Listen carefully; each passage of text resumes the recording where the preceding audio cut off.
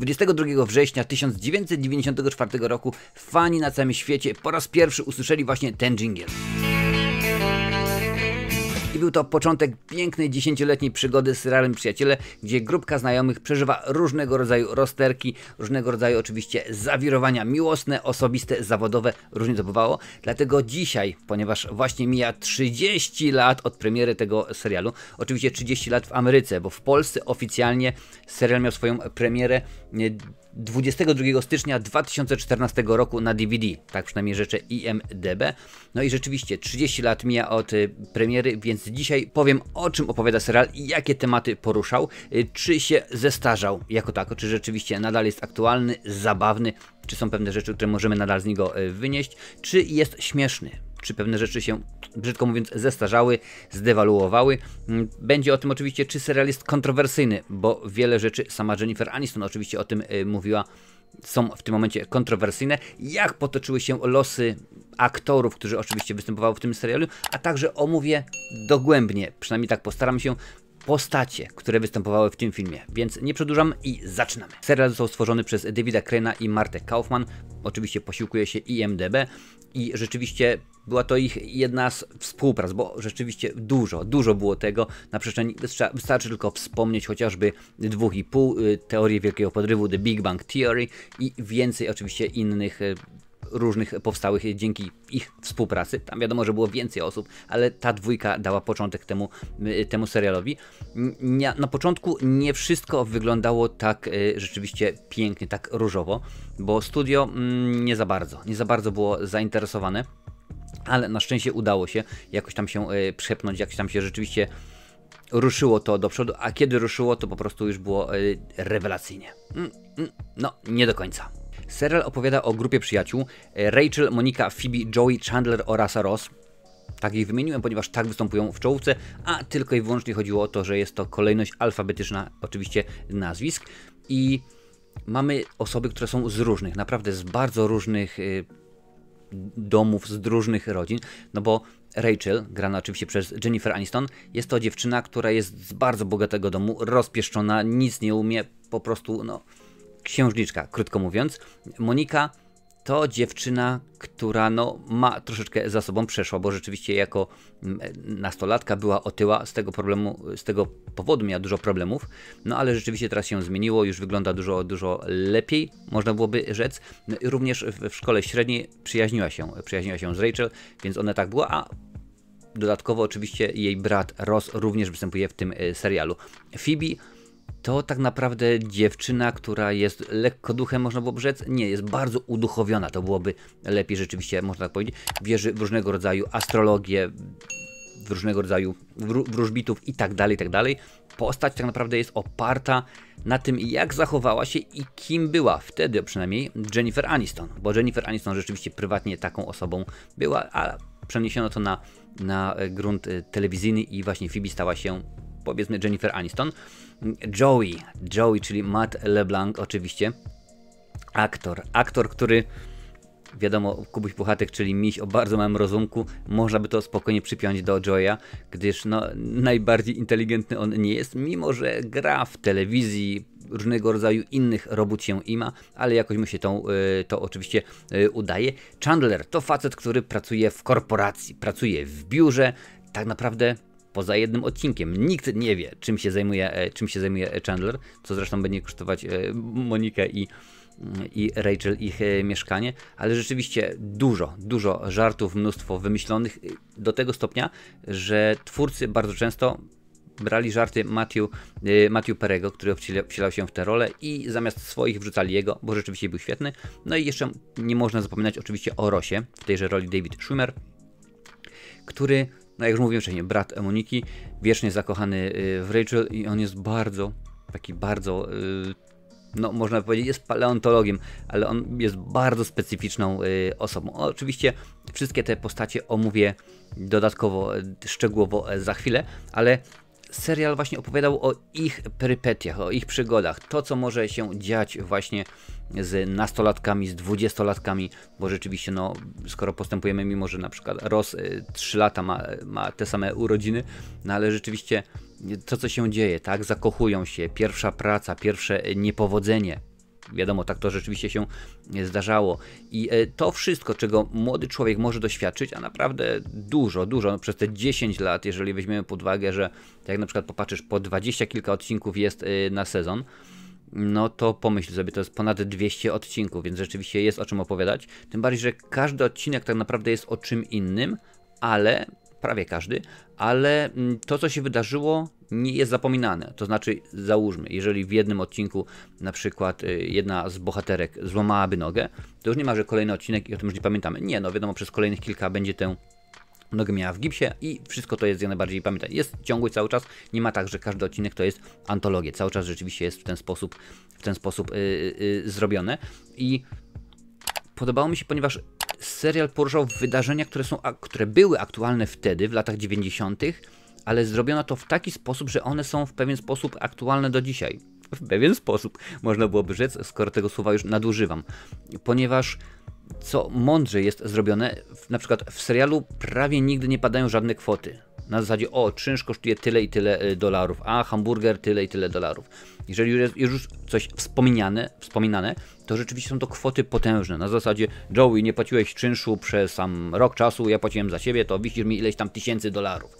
Co tak naprawdę możemy sobie jakoś przyjąć. Ale to jest ważne i to sprawia, że ten serial jest ponadczasowy. Bo nie możemy go przypiąć, tutaj mówi, że dolar 80 za kawę, teraz kawa kosztuje 5. No nie, tutaj po prostu jest na zasadzie, w pewnym odcinku Rachel dostaje pierwszą wypłatę jako kelnerka, mówi, czy ja taki mały powinnam dostać czek? On mówi, o proszę bardzo, tutaj masz napiwek, bo rzeczywiście, ale kwoty nie padają i to jest ponadczasowe. Nawet kiedy był atak na World Trade Center, również to nie było pokazywane, tylko tam delikatnie nam dano do zrozumienia na zasadzie kubek, proszę bardzo, z jakimś napisem typu kochamy naszych strażaków, wspieramy ich i tak dalej. Więc rzeczywiście to jest bardzo ciekawe, jak oni to zrobili. Tematy, które były poruszane, tak naprawdę to było wszystko. Począwszy od tego, że mamy pierwszą miłość, czy tam kolejną powiedzmy miłość, pierwszy związek, to jest oczywiście ważne, ale też oprócz takiej można byłoby powiedzieć błahych tematów, również były te poważniejsze, tak? Jak temat powiedzmy alkoholizmu, temat palenia papierosów na przykład przez Chandlera i różnego rodzaju inny temat oczywiście bezdomności, czy powiedzmy jakichś tam związków dziwnych, bezpłodność i tak dalej, to wszystko jest pokazywane.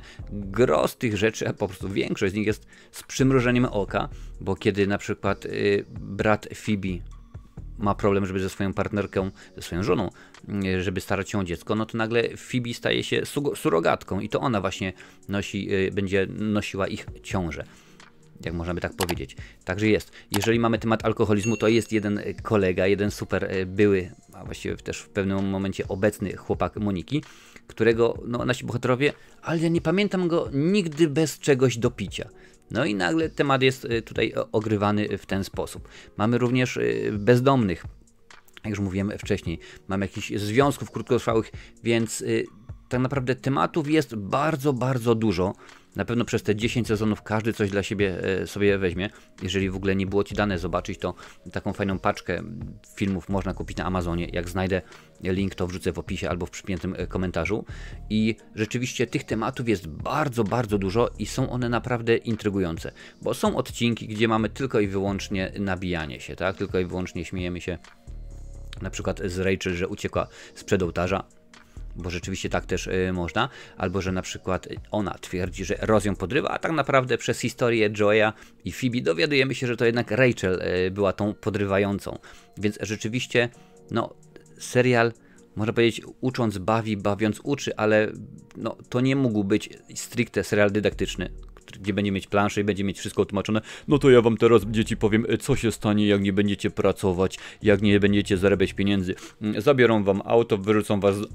Po prostu, bo to nie byłoby śmieszne, nie byłoby ciekawe, a wiadomo, że serial w stacji telewizyjnej w Ameryce musi ją sprzedać. Zresztą w Polsce też, jeżeli mamy serial, który nie jest oglądany, no to nie ma reklamodawców, widzowie nie są zainteresowani. Co za tym idzie? Ergo, jak najbardziej stacja nie jest zainteresowana, ażeby przedłużyć kolejny serial. To się teraz bardzo często zdarza, głównie na platformach streamingowych, że po jednym, po 2 sezonach dziękuję bardzo, odpalamy, nie dajemy tego dalej. Więc rzeczywiście w tym w tym serialu jest dla każdego coś miłego, ale pamiętaj, mimo wszystko to jest komedia, więc nawet jeżeli mamy temat poważny, on jest ograny z przymrużeniem oka, bo oczywiście tak to musi być, ale ten serial oczywiście nie istniałby bez postaci, bez naszych tytułowych przyjaciół, które tutaj się pojawiają, więc chyba teraz pora przejść właśnie do nich. Take thee, Rachel. Gdy poznajemy Rachel, oczywiście w tejże roli Jennifer Aniston, wbiega ona do kawiarni, gdzie siedzą nasi przyjaciele, w stroju ślubnym, w sukni ślubnej, po prostu uciekła sprzed ołtarza, nie chciała poślubić Barry'ego, tak się rzeczywiście zdarzyło. No i tutaj właśnie zaczyna się wszystko. Okazuje się, że Rachel to jest zadufany w sobie dzieciak, rozpuszczona do niewiarygodności. Oczywiście jej ojciec ma mnóstwo pieniędzy, jak się można łatwo domyśleć, jacht, te wszystkie rzeczy oczywiście są, więc ona wydaje się, że ona nie musi pracować, po prostu jest super, bo ona tylko i wyłącznie wystarczy jej karta kredytowa tatusia. No jak się później dowiadujemy, Rachel musi zarabiać na siebie, zaczyna właśnie jako kelnerka w Central Perk, w kawiarni, gdzie no, jest to jedno z głównych miejsc, gdzie rzeczywiście dużo się, albo bardzo dużo się dzieje. Mamy kilka kluczowych miejsc i okazuje się, że kelnerką ona jest beznadziejną, ale w miarę jedzenia apetyt rośnie. Otóż Rachel się zmienia. Tak, jak najbardziej zmienia się. Od zawsze zakochany w niej Rost tutaj również w tym ma duży udział, a tak samo przyjaciele, którzy tutaj są no, nie bez znaczenia, ale Rachel ewoluuje od słodkiej idiotki, która po prostu o niczym nie ma pojęcia, naprawdę, bo kiedy nawet w kawiarni siada już jako kelnerka i facet mówi do niej, przepraszam, a gdzie moja kawa? A wiesz co, jak już idziesz po kawę, to dla mnie też weź mi jedną. No po prostu jest komicznie, kosmicznie. Ale rzeczywiście ona ewoluuje od takiej osoby, która nie ma o świecie żadnego pojęcia. Wiesz, troszeczkę jakbyśmy zapytali Mateusza o cenę chleba. Coś w tym rzeczywiście jest.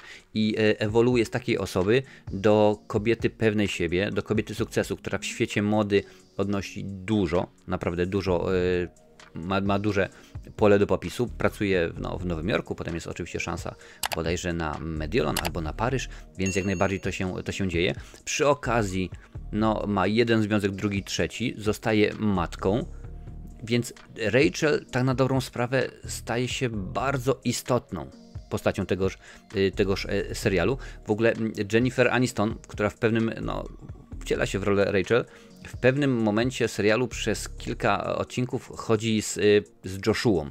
Joshua to jest jej sekretarz, można było powiedzieć, kiedy ona oczywiście już troszkę awansuje w tej firmie, w której pracuje. No i nie byłoby w tym nic dziwnego, gdyby nie fakt, że Jennifer Aniston spotykała się z Tate Donovanem, który właśnie wciela się w rolę Joshui przez 3 lata. Zaręczyli się, ale niestety rozstali się w tym samym roku, gdy on dostał rolę chłopaka w tymże serialu. Więc można by powiedzieć, to było bardzo niezręcznie. No ale akurat tak się udało, że wiadomo, zawodowstwo z tymi profesjonalistami damy radę. Oczywiście, co tu dużo mówić, twórcy stwierdzili, ok, będziemy przemycać mnóstwo smaczków, zresztą jak bardzo często, czy to chociażby przez pojawiające się epizodycznie gwiazdy, o nich też troszeczkę później powiem, ale na przykład kiedy Rachel próbuje znaleźć nowego urzędnika kościelnego na ślub Chandlera i Moniki, bo okazało się, że Joey, który miał ich swatać, utknął na planie filmu z Gary Oldmanem, nomen omen, znajduje ona grecko-prawosławnego księdza przychodzącego ze ślubu, uwaga, spróbuję, państwa Anastasakis i Papasifakis. Tak się nazywają państwo młodzi, a chodzi o to, że Anastasakis to nazwisko rodowe Jennifer Aniston. Jak się można łatwo domyśleć, Aniston to jest pseudonim, więc rzeczywiście tak to jakoś się ułożyło, że twórcy stwierdzili, a to jest bardzo fajna zagadka, bardzo fajna zagrywka, może tak rzeczywiście zrobimy, a czemuż by nie, kto nam oczywiście zabroni, może tak. Sama Jennifer Aniston trafiła do tego serialu z serialu Muddling Through, też prowadzonego przez stację CBS i jeżeli ten drugi serial byłby odnowiony na kolejny sezon, bodajże na drugi sezon, no to niestety Jennifer Aniston nie mogłaby wystąpić. Powiem więcej, te odcinki, które już z nią były nakręcone, musiałyby być nakręcone od nowa z kimś innym, ale wiceprezydent NBC Warren Liefeld tak bardzo chciał współpracować z Aniston, że zaproponował, że zapłaci Jeżeli coś, to zapłaci za powtórki i nie ma problemu, ale oczywiście, jak to bywa w życiu, Modeling True został odwołany, dzięki czemu Aniston mogła wystąpić w tym serialu. No i tak to się rzeczywiście zdarzyło. Kluczem, a właściwie tak naprawdę główną cięciwą, jakby mogła być inna cięciwa, no ale niech już będzie, cięciwą tegoż serialu jest związek Rachel oraz Ross. No oni się spotykają, rozstają, potem mamy kilka odcinków retrospekcji, gdzie dowiadujemy się, co się działo w liceum. No rzeczywiście było dosyć ciekawie, ale to nie oni mieli być parą główną, nie oni mieli być, wokół miało się wszystko kręcić, nie mieli być wątkiem głównym, o, tego słowa mi brakowało. Właśnie, tymi osobami mieli być Joey i Monika. Bardzo dziwne zestawienie, ale okazało się, że twórcy, czyli David Crane i Marta Kaufman, zmienili zdanie po tym, kiedy okazało się, że pomiędzy Jennifer Aniston i Davidem Schumerem jest rewelacyjna chemia. Że rzeczywiście to się wszystko zgadza, więc stwierdzono, ok, to my troszeczkę zmienimy te postacie, zmienimy, jak to wszystko ma wyglądać, i tak się rzeczywiście to udało i tak to rzeczywiście fajnie wyszło, co jest tak naprawdę no, dobre, bo biorąc pod uwagę, może poza jednym sezonem, kiedy mamy związek Rachel oraz Joey'ego, który rzeczywiście nie wyglądał dobrze, no ale sami twórcy powiedzieli, tak samo jak i w życiu, człowiek popełnia błędy i my na tych błędach się uczymy, więc rzeczywiście wyszło to wszystkim, wydaje mi się, na dobre. Nie będzie chyba odkryciem Ameryki, jeżeli powiem, że Jennifer Aniston nie była pierwszym wyborem do roli Rachel.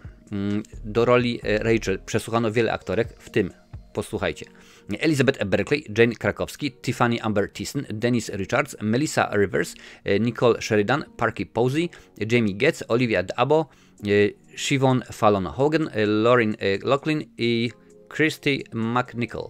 Ale niestety żadna z tych pani nie udało się. Pierwszym wyborem do roli Rachel, już po tych przesłuchaniach, kiedy rzeczywiście to się nie udawało, była Téa Leoni. No ale tutaj się rzeczywiście nie zgrało. Jedna albo druga strona nie chciała, nie udało się, więc Jennifer Aniston wskoczyła w to miejsce i trzeba przyznać, że z tego wszystkiego udało się jej bardzo dobrze tę postać Rachel wcielić. No, w tym momencie mówimy Rachel, myślimy Jennifer Aniston. Czasami tak się zdarza u aktora albo u aktorki, rzeczywiście, że mamy taką opcję. Myślimy Marv, prawda, mówimy Mickey Rourke, tak, no jest kilka takich postaci, które są w tym momencie ikoniczne i tak samo akurat jest z tą właśnie osobą.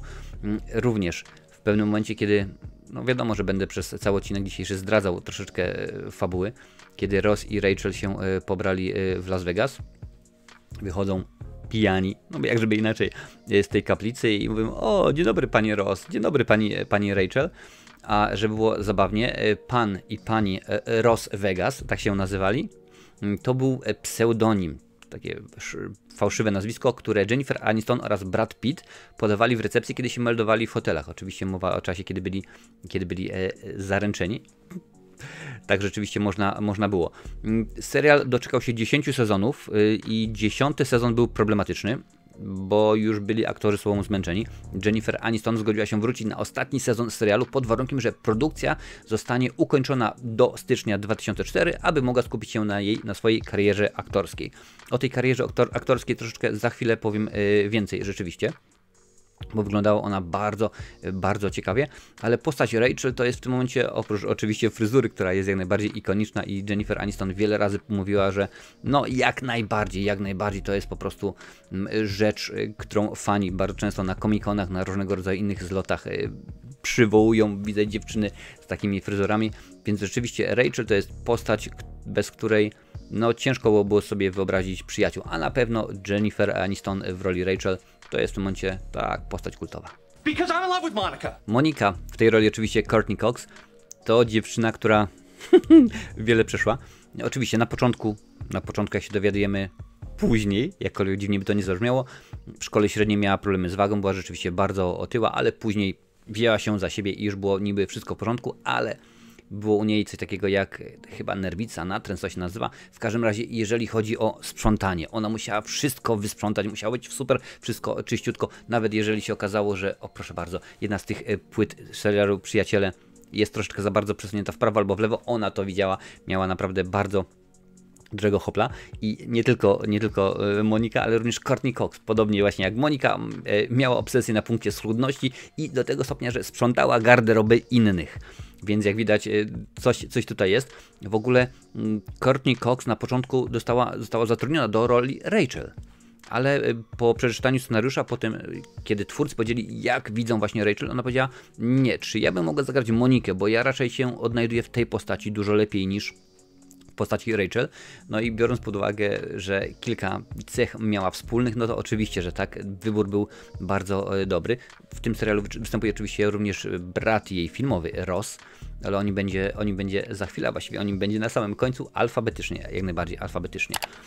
Monika to jest dziewczyna, która kocha gotować, tak? Jest z zawodu kucharką, później jest oczywiście szefem, również rośnie w miarę jedzenia, no akurat może nie najlepsze porównanie, biorąc pod uwagę, że ona miała problemy z nadwagą, no ale dobrze, trudno, powiedziałem już, poszło w eter. Wielu chłopaków, wielu narzeczonych, jeden bardzo ważny oczywiście, w tej roli Tom Selleck, tak, no Richard. Tom Selleck, gwiazda, wiadomo, serialu Magnum, Prywatny Detektyw i wielu innych ciekawych filmów. Doszły James Bond.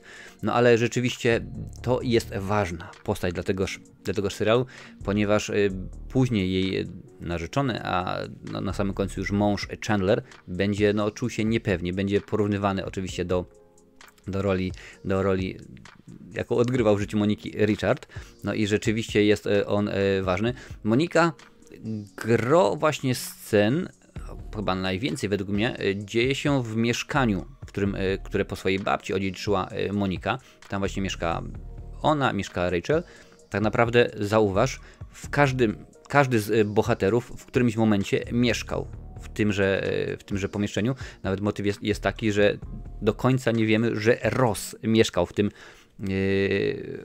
tym przybytku, no ale okazuje się w ostatnim odcinku ostatniego sezonu dowiadujemy się, że Ross tam też mieszkał. O tym powiem później, dlaczego, co robił i czemu mieszkał u swojej babci. Ale Monika jest troszeczkę odrealniona, bo ona tak naprawdę w pewnym momencie przynajmniej zrobi bardzo wiele, ażeby być tylko akceptowaną. Obejrzyj odcinek o gotowaniu ciasteczek, kiedy to ma wielkie parcie na to, ażeby sąsiedzi ją pokochali, bo rzeczywiście coś tam nie było, nie zagrało, coś tam nie mogło być rzeczywiście tak. No i nie udało się. Ale Monika jest bardzo ważnym spoiwem, ponieważ jej partner, czyli Chandler, jest bardzo facetem, który tak ma wiele problemów, wiele rzeczy się nie zgadza, a ona jest bardzo mocną, silną kobietą. To zawsze ona pojedynki toczy z Rossem. No wiadomo, w rodzinie Gellerów wszystko musi się zgadzać i to po Monice, tak, to ona musi mieć rację. Zobaczysz, nie jeden pojedynek w koszykówkę, zapasy i tak dalej. No po prostu Monika zawsze musi wygrywać. Nieważne co, nawet jeżeli byśmy w tym momencie musieli policzyć ile tutaj jest płyt DVD, ona musiałaby wygrać i powiedzieć tak, jak najbardziej. Tam jest około 4000 filmów. No i musiałbym się z nią zgodzić, bo rzeczywiście w mojej kolekcji tyle filmów jest, ale Monika właśnie taką postacią w tym serialu stworzonym była. W ogóle tak się kiedyś fani się zastanawiali, mówi, skoro oni tyle czasu spędzają w tej kawiarni, to kiedy oni mają czas na pracę? No i rzeczywiście coś w tym jest. Monika, tak, jak najbardziej bardzo ważna postać, jak zresztą każda osoba z tejże szóstki. I żeby było smutno, bo musi być trochę oczywiście łyczka dziegciu w beczce miodu, Courtney Cox jest jedyną stałą członkinią obsady, która nie otrzymała nominacji do nagrody Emmy za pracę nad serialem. Pozostali byli nominowani, byli nagradzani, a tutaj akurat Courtney Cox się nie udało, ale akurat za to przynajmniej jej kariera poza tym serialem dosyć fajnie wyglądała, no bo oczywiście, że tak. Jakieś życie w serialu? No różnie. Czasami są odcinki, kiedy jest szefem, a czasami po prostu musi pracować w kawiarni, w restauracji, przebierając się za słynne gwiazdy. W pewnym momencie Monika pracowała jako kucharka liniowa w Moondance Diner, tej samej restauracji, w której Mary Jane Watson, czyli Kirsten Dunst, pracowała jako kelnerka w Spider-Manie z 2002 roku. Więc widać, że rzeczywiście, jak mówiłem wcześniej, twórcy stwierdzili, będziemy puszczać oczko jak tylko się jak tylko się da, ale pewne rzeczy się musiały zgadzać. Jedną z nich, mówiłem, że były bardzo ważne tematy poruszane, jest niepłodność. No i Monika próbują razem z Chandlerem, ale okazuje się, że nie może zajść w ciążę.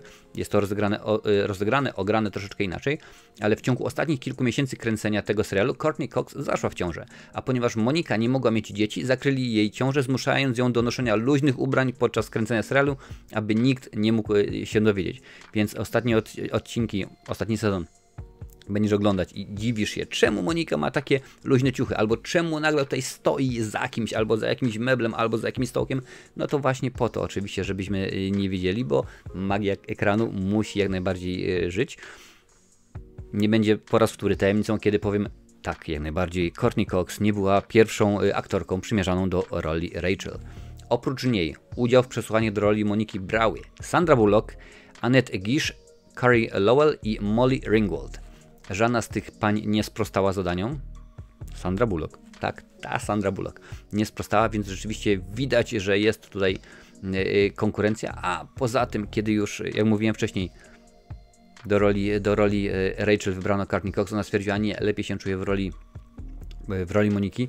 No to też pokazuje, jak twórcy wierzą, ufają swoim aktorom, no bo jest to rzeczywiście rzecz ważna, ażeby aktor przez najbliższe 10 lat grając w serialu, on musi tę postać czuć, bo jeżeli ona nie będzie tej postaci czuć, nie będzie jej lubić, będzie o ja cię znowu muszę wcielić się w rolę Rachel, jak ja tego nie chcę, no to z tego wszystkiego nic nie wyjdzie, nie będzie chemii, nie będzie kolejnego sezonu i tak dalej, i tak dalej. Ale dobra, było już o Rachel, było już o Monice, pora na Phoebe. Phoebe, czyli Lisa Kudrow w tejże roli, no to jest postać inna niż inne, dosłownie, bo rzeczywiście, jak już mówiłem wcześniej, Lisa Kudrow oparła swoją hipistowską postać Phoebe na Jennifer Aniston ze względu na zainteresowanie aktorki tematami duchowymi, można by tak rzec. No i rzeczywiście Phoebe taka jest, ona jest bardzo uduchowiona, spirytualistyczna. Jeżeli jest takie słowo, a jeżeli nie, to już wiesz, mam nadzieję, o co mi chodzi. Gra na gitarze, tworzy piosenki, z zawodu jest masażystką, tym się głównie zajmuje. No, kiedyś bardzo chętnie by dostała Nobla za masaż, zresztą sama kilka razy takich rzeczy mówi, no ale nie o tym jak najbardziej. Phoebe jest bardzo osobą frywolną, można by powiedzieć. Jej związki, nie wiem, czy kolejne 3 godziny pewnie wystarczyłyby na to, ażeby powiedzieć o tych wszystkich związkach przygodnych i jednonocnych i tak dalej. No ale rzeczywiście mimo wszystko jest ona bardzo osobą pozytywną. W serialu występuje jej siostra bliźniaczka, Ursula, no jest Phoebe i Ursula. Żeby było zabawnie, Lisa Kudrow występowała gościnnie w serialu Mad About You w roli Ursuli Buffet przez 2 lata, zanim serial zadebiutował. Postanowili więc twórcy przyjaciół zrobić z Phoebe bliźniaczkę, aby stworzyć skrzyżowanie obu seriali, tak zwany crossover. No i tak to rzeczywiście jest, bo w jednym z odcinków oczywiście nasi bohaterowie siedzą w kawiarni i Ursula Buffet, czyli siostra bliźniaczki Phoebe, była kelnerką, tak jak mówiłem wcześniej, i dwie panie, dwie klientki właśnie z serialu Mad About You, czyli Fran w tejże roli Leila Kenzel i Jamie Helen Hunt, oczywiście dobrze nam znana aktorka oscarowa, odwiedzają kawiarnię i w jednym z odcinków tego programu mylą Phoebe z Ursulą. Aha, ona też tutaj pracuje, to możemy zapomnieć, że kiedykolwiek dostaniemy kawę. A ona tam sobie rzeczywiście tylko i wyłącznie tenże trunek ze znajomymi popijała. Więc rzeczywiście po raz wtóry powiem, oczko było puszczane wszędzie i do wszystkich niemalże, bo tak można byłoby zrobić. Phoebe przechodziła przez trudny okres, ona w ogóle urosła na ulicy, bo jej matka, no niestety, rozstała się z tym światem z własnej woli, więc rzeczywiście było trudno. Później, wiele lat później poznaje swojego ojca, który myślała, że nie żyje, bardzo zawiłe perypetie, tam w ogóle jakiś program ochrony świadków, albo nie, nowa rodzina. Dowiaduje się, że ma brata przyrodniego, bo ojciec założył nową rodzinę. No i tutaj jest grubo.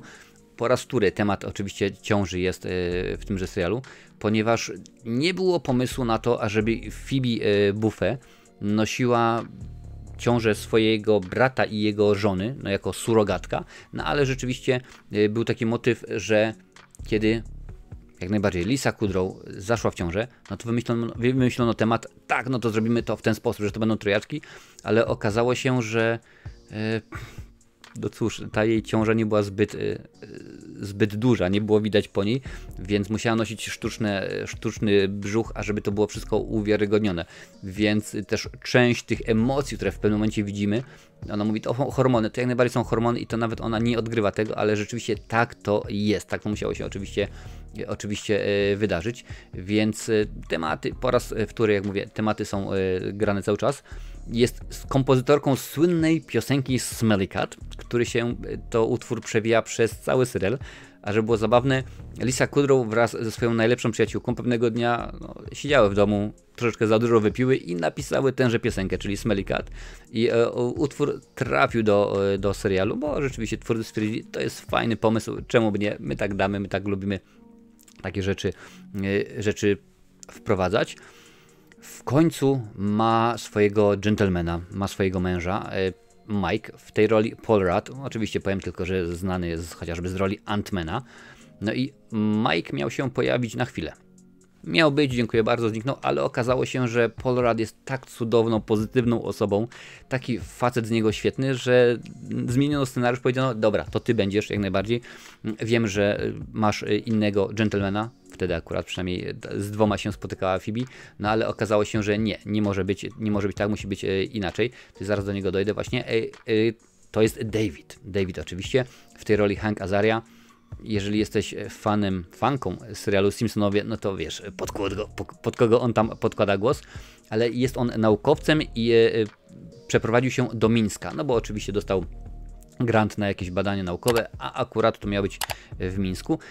Z tej części Białorusi pochodzą bliscy Lisy Kudrow. Według jej strony w Wikipedii odkryła, że jej przodkowie wyemigrowali właśnie z wioski pod Mińskiem, więc to się wszystko tak bardzo ładnie zapętliło, tak się bardzo wszystko ładnie ułożyło, no ale rzeczywiście jest kilka poważnych spraw związanych z Phoebe, jej związek z Davidem, potem z Mike'iem, oczywiście jej przyrodni brat, ciąża, ojciec, matka, która odeszła, która nie odeszła. Jest rzeczywiście dużo oczywiście poważnych spraw w tymże filmie. Po raz wtóry powiem, Lisa Kudrow nie była pierwszym wyborem? Pewnie, że tak. Jasmine Guy, Mel Gorham, Felicia Michaels, Cynthia Stevenson, a także jeszcze Kathy Griffin i Jane Lynch. Te wszystkie panie były brane pod uwagę, no ale okazało się, że to Phoebe, tak, jak najbardziej twórcy widzą Phoebe w oczach, w zachowaniu Lisy Kudrow, która tak samo jak swoja postać grana w tymże serialu jest wegetarianką, więc to się jeszcze dodatkowo super udało, ale nie wszystko się udało, łyżka dziegciu, tak, no, tyle musiała grać na gitarze, że Lisa Kudrow powiedziała, że od kiedy zakończył się serial, ona już więcej gitary do rąk nie wzięła, dziękuję bardzo, powiedziała, że nie chce więcej, no tak się zdarza, niektóre rzeczy muszą być w ten sposób robione. Dodatkowo przez większą część 6. sezonu, musisz się uważnie przyjrzeć, Lisa Kudrow nosiła perukę, bo musiała obciąć włosy do roli filmowej, no i rzeczywiście tutaj, skoro musiała być kontynuacja, a nie było w planie sceny, czy tam wątku, gdzie Phoebe obcięłaby włosy, no biorąc pod uwagę, że ona ma długie, nawet jeszcze w sumie dłuższe niż ja, no to pewnie nie odrosłyby jej aż tak bardzo, aż do ostatniego sezonu, więc rzeczywiście jakoś tak to musiało być w tym wszystkim ograne. Ale Phoebe, no postacią ważną była, no pewnie, że tak, no wystarczy tylko sobie przypomnieć jej 1, 2, może 3 odcinki, kiedy to próbuje coś wymyślić z Chandlerem, bo chyba się dowiedziała, a na pewno nawet się dowiedziała, że Chandler z Moniką, więc próbują razem z Rachel, no wiadomo, muszą być jakieś intrygi, muszą być jakieś głupawe sprawy, próbuje zaciągnąć Chandlera na randkę, właściwie do łóżka, oj, tam się dzieją różne rzeczy, ale no oczywiście o tym będzie za czas jakiś. Dobra, panie omówione, pora na panów. Joey, czyli Matt LeBlanc, no to jest chyba najzabawniejsza według mnie obok Chandlera postać tegoż serialu. Idealnie, naprawdę idealnie się Matt LeBlanc wpasował do roli Joya, mimo że, słuchaj, potrzebował aż 8 przesłuchań, ażeby przekonać producentów, bo oni nie wierzyli w to, tamto, no i przychodził na kolejny, uparty, naprawdę uparty i rzeczywiście chyba dobrze się spisał, ponieważ dostał w końcu tęże rolę. Joey jest aktorem i to jest, jak nieraz się mówi, o hollywoodzkich gwiazdach typowa blondynka, tak? Opowiadamo, że o Marilyn Monroe, głupiutka, słodziutka. No to właśnie Joey taki jest. Joey taki jest rzeczywiście. Nawet kiedy ma wypowiedzieć scenę po włosku, czy tam po francusku, to jest po włosku pizza. Coś takiego jak kabaret Koń Polski mówił w jednym ze swoich sketchy. No więc rzeczywiście tak to w tym serialu jest. Mimo że Matt LeBlanc sam oprócz tego, że po angielsku świetnie mówi, no to mówi jeszcze po włosku i po francusku płynnie. Wiadomo, jego rodziny z tamtych stron pochodzą, więc rzeczywiście to się pięknie udało. W ogóle było dosyć nieciekawie, ponieważ Matt LeBlanc, kiedy brał udział w przesłuchaniu do roli Joeya, miał na koncie $11. Był po prostu spłukany, bo no, tak samo jak Joey na początku łączył gdzieś tutaj praca, powiedzmy jakaś na off Broadwayu, powiedzmy gdzieś tutaj jakieś występy, jak Penny w Teorii Wielkiego Podrywu, występie w sztuce nad kręgielnią, gdzieś tam jakieś takie salce i tak dalej, dodatkowo jako kelner, no i miał tylko $11. Kiedy obsada dostała pierwszą wypłatę, pierwszą rzeczą, którą kupił Matt LeBlanc, było gorący obiad. Tak to się zdarza. Dla porównania Courtney Cox kupiła sobie samochód, więc rzeczywiście widać, że czuł tę rolę, bo pierwotnie Joey był napisany jako kretyn, jako osoba bardzo niemiła, bardzo apatyczna, ale Matt LeBlanc zapytał, no dobrze, ale skoro on jest takim wieśniakiem, takim chamem, to czemu pozostali się z nim przyjaźnią? Przecież to było bez sensu. No i twórcy stwierdzili, dobry pomysł, rewelacyjny, to my zmienimy postać Joeya. No wiadomo, że twórcy muszą słuchać aktorów, jeżeli mają rację, a przede wszystkim jeżeli planujemy dłuższą przyszłość. No wiadomo, że 10 sezonów może nie było planowane, ale było rzeczywiście dużo sezonów zapewne gdzieś tam w planach. Joey, jak mówiłem, bardzo często nie ma pieniędzy, jest spłukany, mieszka z Chandlerem i Chandler płaci mu za... Tak, jak najbardziej. Za czynsz, za to i za tamto, no bo wiadomo, że trzeba pomóc koledze, a Chandler pieniędzy ma akurat dosyć sporo. Jeden z fanów serialu obliczył, że w ciągu 10 sezonów Johnny zgromadził dług u Chandlera na kwotę, uważaj, $119 760. Więc no dużo, rzeczywiście dużo. No to nie jest na zasadzie tak, że o słuchaj, ja chcę, nie wiem, kupić sobie jacht, mimo że w jednym z odcinków Joey na aukcji charytatywnej kupuje jacht, ale czynsz, jedzenie, kablówka, telefon i tak dalej, kursy aktorskie, zdjęcia, no żeby móc później swoje CV, czy tam resume wysyłać i tak dalej, no to jest to kwota naprawdę pokaźna, bardzo duża, no zdarza się. Joey chce zostać gwiazdą i to wszystko. Tutaj nie ma dwóch zdań. Podejmie się każdej roboty, naprawdę. Nawet gdy na jednej z imprez, na jednym z wesel dowiaduje się, że jest facet, który zajmuje się obsadą przedstawienia na Broadwayu. Też ja tam chcę, ja wszystko zagram. Dobrze, obsada, która będzie w tym przedstawieniu, to są sami Azjaci. Dasz radę? No słuchaj, czasami nawet rzeczy związane z genitaliami przy pomocy Moniki musiał zmieniać, bo się okazało, że no wiadomo, on jest obrzezany, a potrzeba do jednej z ról nie może być. Chociaż z drugiej strony grał tyłek Al Pacino, występował w filmie z Charltonem Hestonem, Garym Oldmanem, więc rzeczywiście mnóstwo tych postaci było. I jednym z wątków, który miał się pojawić w tymże serialu, była takie, powiedzmy, bez zobowiązań spotykanie się z Phoebe powiedzmy na igraszki, no ale twórcy stwierdzili, nie, to nie będzie dobra sprawa, to rzeczywiście nie jest dobry pomysł, ale wiele razy, bo to jest serial nagrywany z publicznością, na żywo, to nie jest tak, jak że powiedzmy w wielu mamy podkładany głos. Jest jeden z odcinków, mówiłem o nim wcześniej przy okazji Phoebe, kiedy ona próbuje uwieść Chandlera, bo domyślają się z Moniką, domyślają się z Rachel i z Joeyem, że oni się spotykają, no i wychodzi na korytarz i ma pokazać, odsłonić, no swoje piersi ma pokazać, więc Joey takim sprawnym ruchem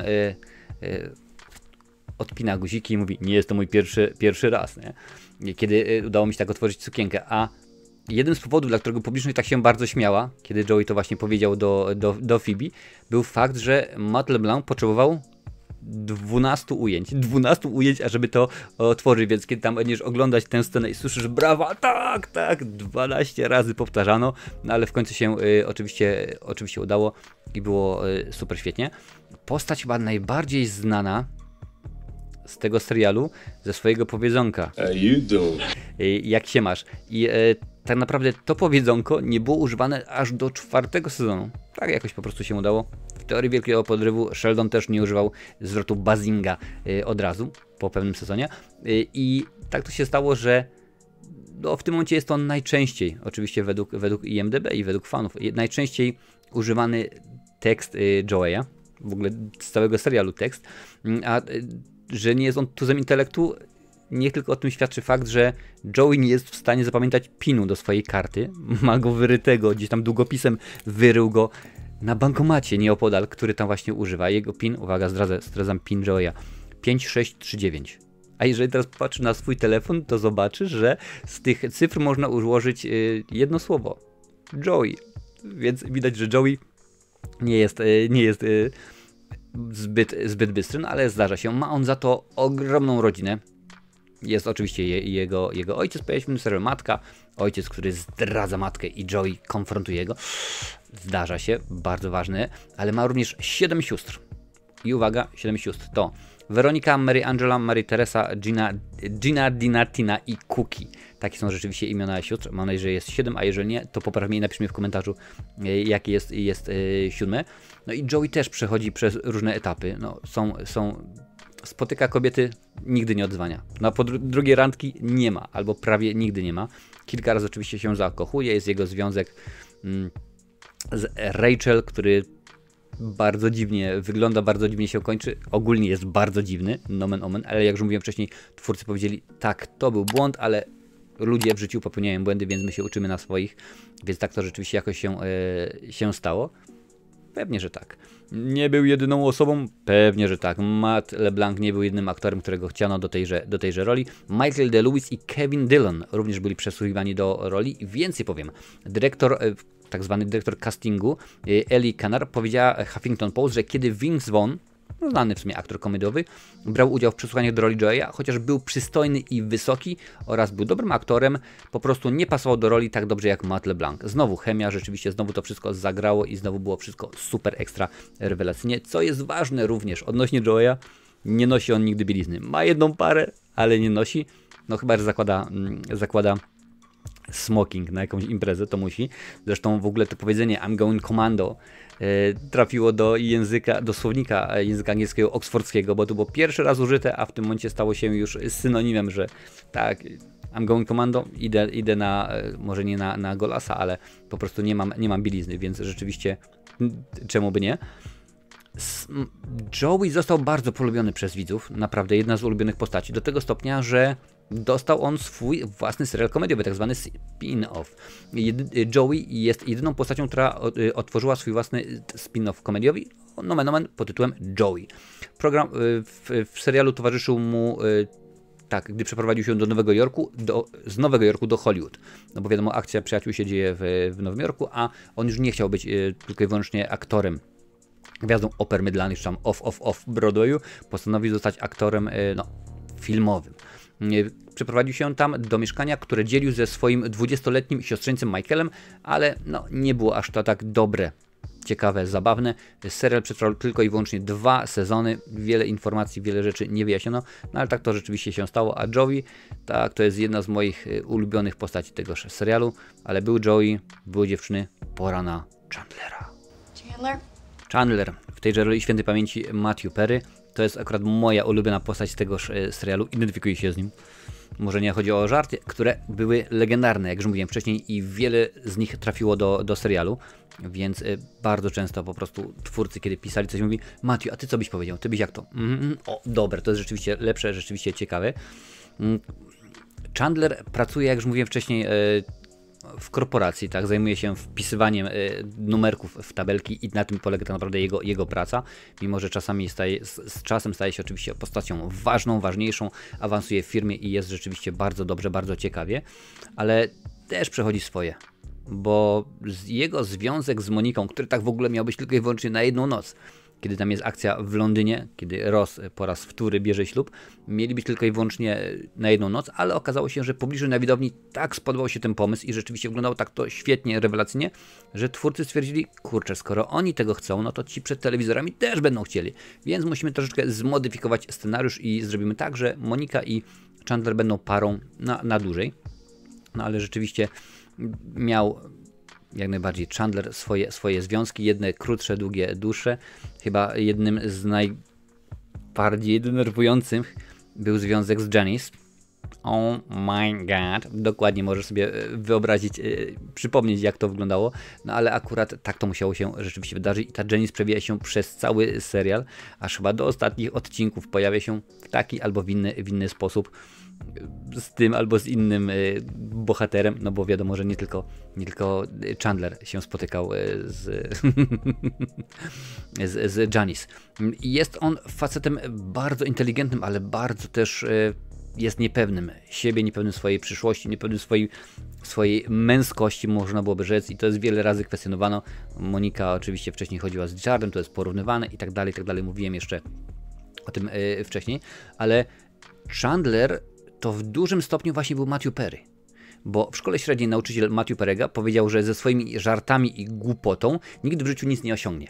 I kiedy Matthew po raz pierwszy pojawił się na okładce magazynu People, właśnie wysłał ten magazyn nauczycielowi na zasadzie proszę bardzo, ale sam Matthew Perry wielokrotnie w wywiadach mówił, że wiele z niego jest właśnie w Chandlerze i tak samo jak Rachel Cox przy okazji Moniki. On chciał zagrać Chandlera, bo to rzeczywiście było dobrze i było ciekawie, ale nie obyło się bez demonów. Demony oczywiście bardzo często występują w różnego rodzaju postaciach. Matthew Perry przyznał, że ledwo pamięta kręcenie 3 sezonów, od 3 do 6, mniej więcej w połowie jego emisji, o tym właśnie wtedy mówił, z powodu uzależnienia od leków na receptę. No rzeczywiście miał na początku problemy zdrowotne, dostawał przeciwbólowe, później się od nich uzależnił. 3 lata, słuchaj, 3 lata. Oczywiście poważna sprawa, ale wyszedł z tego, rzeczywiście udało się i okazało się, że da radę, że może. Zresztą widać zmianę w nim nie tylko fizyczną za chwilę o tym powiem, pomiędzy pewnymi sezonami, ale Chandler jest osobą, która bawi, która wszystko potrafi wymyślić. Nieraz nawet chyba bodajże Rachel mówi, no Chandler, a ty rzuć jakiś głupawy tekst. W jednym z odcinków w ogóle jest zakład i Chandler ma zakaz żartowania. Po prostu dusi się, bo rzeczywiście mnóstwo tej rzeczy się pojawia. Chandler ma problemy, czuje się bardzo niekomfortowo, kiedy są kobiety, kiedy ma rzeczywiście dojść do jakiejś sytuacji, i to sam Matthew Perry poprosił, ażeby umieścić to w scenariuszu, ponieważ on dokładnie taki jest. Kiedy przychodzi to do czego, kiedy rzeczywiście ma się spotkać z kobietą, no to jest rzeczywiście jest niezgułą, żeby tak powiedzieć. Czuje się niekomfortowo, można by tak oczywiście powiedzieć. Ulubiony program Joeya i Chandlera, którzy mieszkają przez dużą część serialu razem, to Słoneczny Patrol, a zwłaszcza czołówka, kiedy to nasze panie biegną. W tym serialu występowała m.in. Jasmine Bleeth i jak najbardziej Matthew Perry spotykał się właśnie z tą Jasmine Bleeth, ale zerwali po 1,5 roku chodzenia. No nie układało się, zdarzyło się po prostu, nie układało się. Również Matthew Perry spotykał się z Julią Roberts. W jednym z odcinków ona właśnie pojawia się jako koleżanka jego z liceum i po tymże spotkaniu zaczęli się spotykać, zaczęli chodzić, no ale też niestety nic się oczywiście nie udało. Zmiana, o której mówiłem, która następuje fizycznie właśnie nie tyle w Chandlerze, co w Matthew Perrym, to Matthew Perry schudł 47 funtów. Funt to około pół kilograma, czyli mniej więcej powiedzmy 24 kg. Tyle schudł. Pod koniec 6 sezonu, przechodząc do 7 z powodu zapalenia trzustki. Więc to był ten powód, dla którego on brał te tabletki przeciwbólowe, jak już mówiłem wcześniej, pierwsze 3 sezony, 3., 4., 5., 6, od 3 do 6 do połowy nie pamiętał zbyt wiele, no bo rzeczywiście to był jeden z powodów, no i duża, poważna sprawa. Sam zauważyłem ostatnio oglądając, ponieważ specjalnie na potrzeby tegoż materiału po raz wtóry obejrzałem sobie Przyjaciół, no i widać jak się bardzo Matthew Perry zmienił. przyjaciele to nie tylko przyjaciele, ale również i rodzina. I słuchaj, tego bym nie wymyślił, tego naprawdę po czymś głębszym bym nie wymyślił, ale słuchaj, Matthew Perry jest spokrewniony z 3 kolegami z obsady. Jest dalekim kuzynem Jennifer Aniston, słuchaj, w jaki sposób? Poprzez angielską parę Rogera Contana i Sarah Harton.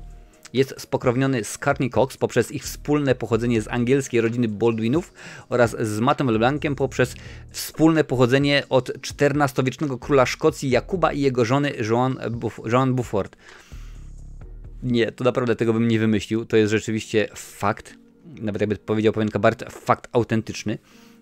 No i jest poważnie, a kto przed Matthew Perrym był brany pod uwagę do tejże roli? Po pierwsze Corey Graham, Neil Patrick Harris, możecie go znać chociażby z serialu Jak poznałem waszą matkę, albo o takim młodym lekarzu Dougie Hauser. Anthony Rapp był również brany pod uwagę.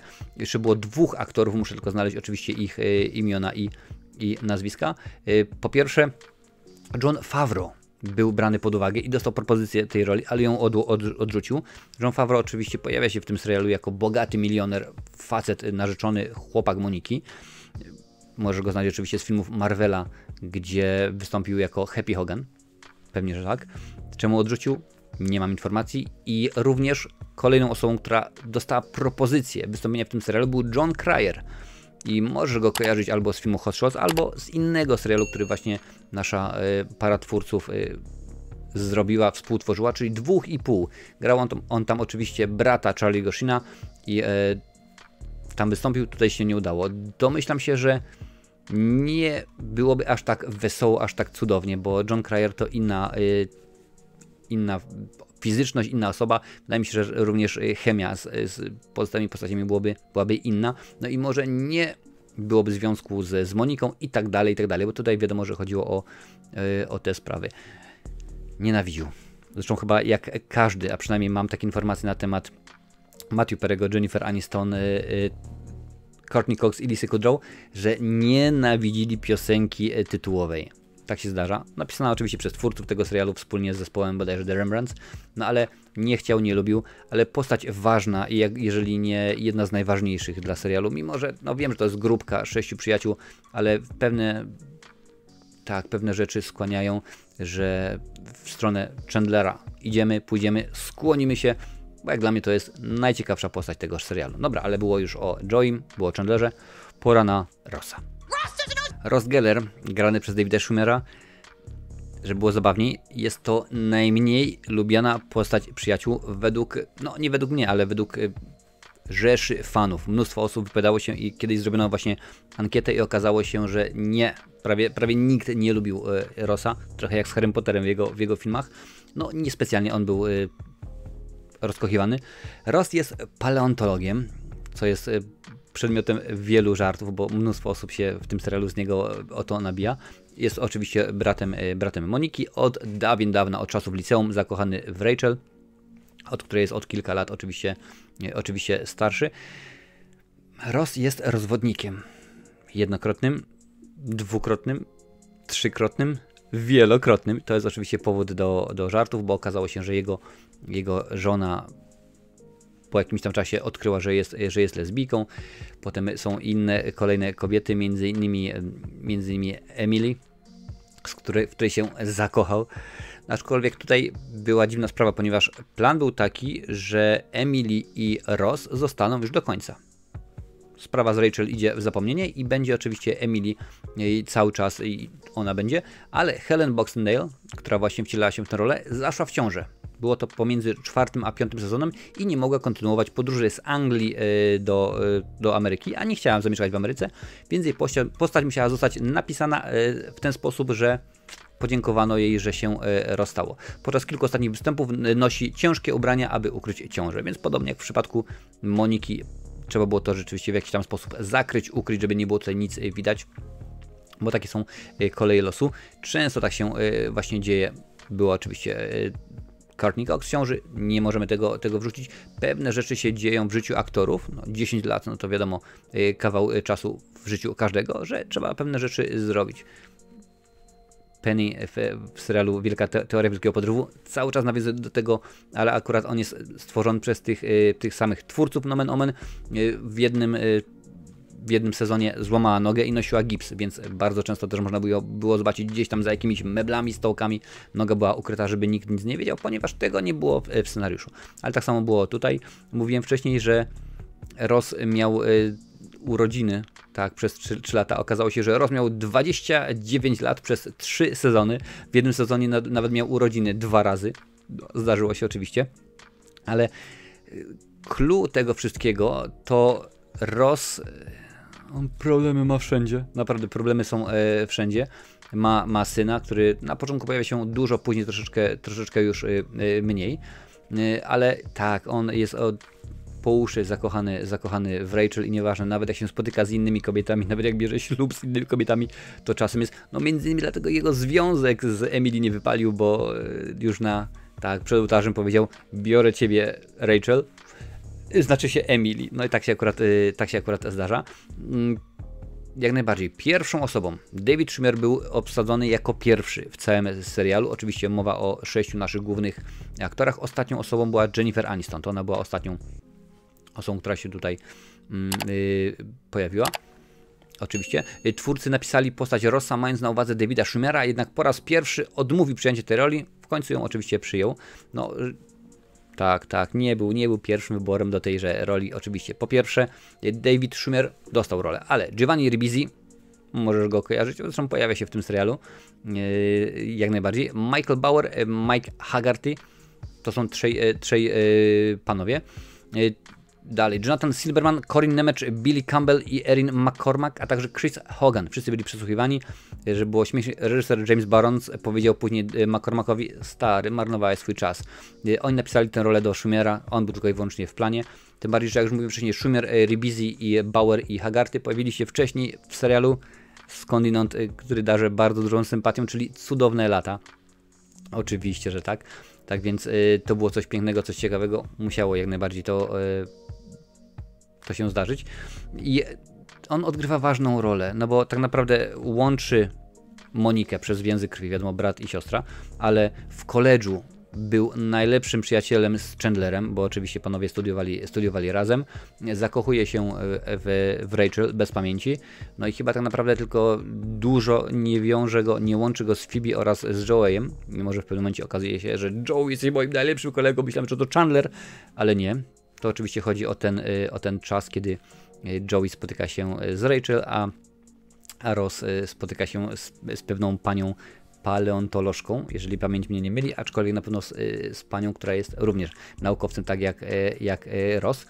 W jednym odcinku nawet pojawia się raz, bo Rachel nie chce przyznać, że kocha Rossa, więc znajduje sobie nowego chłopaka, który jest sobowtórem Rossa. Oczywiście grany przez Davida Schwimmera, tylko tam troszeczkę zmienili mu głos, tak troszeczkę inaczej mówił. Na pewno inaczej niż ja teraz.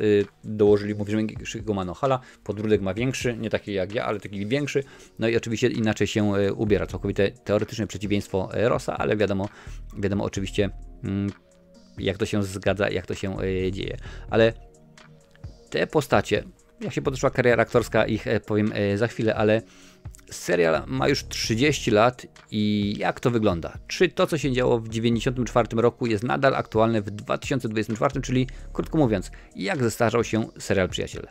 Serial porusza mnóstwo aktualnych wtedy i aktualnych dzisiaj tematów, więc trzeba przyznać, że aż tak bardzo się nie zestarzał.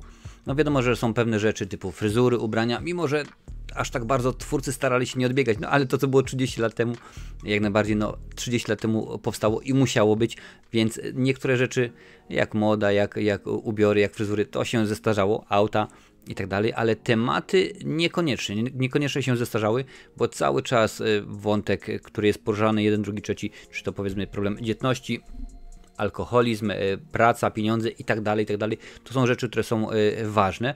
No, część odnośników nie zrozumiemy aż tak bardzo. Też ten serial, jak oczywiście można się łatwo domyśleć, był tworzony dla widowni amerykańskiej, więc niektóre nazwiska, czy tam odnośniki do programów, no nie zawsze padają naszej uwagi, bo stwierdzamy, ok, ale ja tego nie kojarzę, ale to w porządku.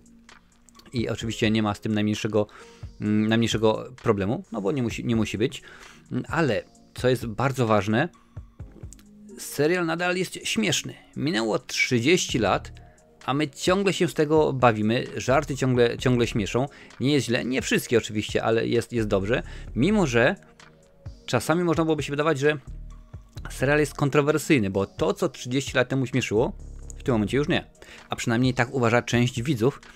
Otóż Jennifer Aniston, grająca Rachel, kiedyś spotkała się na Comic-Conie z jedną z fanek, która powiedziała, że serial się jej nie podoba, bo jest rasistowski. I tak się zastanawiałem, ale w którym momencie?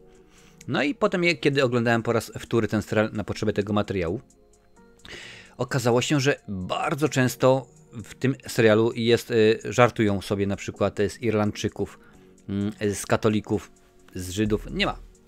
Wszystkim porówno, no ale akurat to wywodzi się z tego, że Joey oczywiście jest włoskim katolikiem, Ross oraz Monika to wychodzą się z rodziny, gdzie praktykuje się judaizm i tak dalej. I biorąc pod uwagę to, jak teraz się osoby zachowują, dzieciaki, wiadomo, że jest poprawność polityczna i to najnowsze pokolenie wszędzie, naprawdę. Wrzucisz na Instagrama zdjęcie, że jesz hamburgera, 15 osób się obrazi, bo ty zabiłeś w tym momencie krowę. To te osoby będą się obrażać, więc jeżeli jesteś jedną z takich osób, to nie oglądaj tego serialu, bo idę o zakład, że powiedzmy co trzeci odcinek oglądając ten serial będziesz się czuć urażony, bo tutaj się nabijali z tego, a tutaj z tego. Nie ma znaczenia, że nie faworyzują nikogo, że o proszę bardzo, śmiejemy się tylko z tych, a z tych to nie.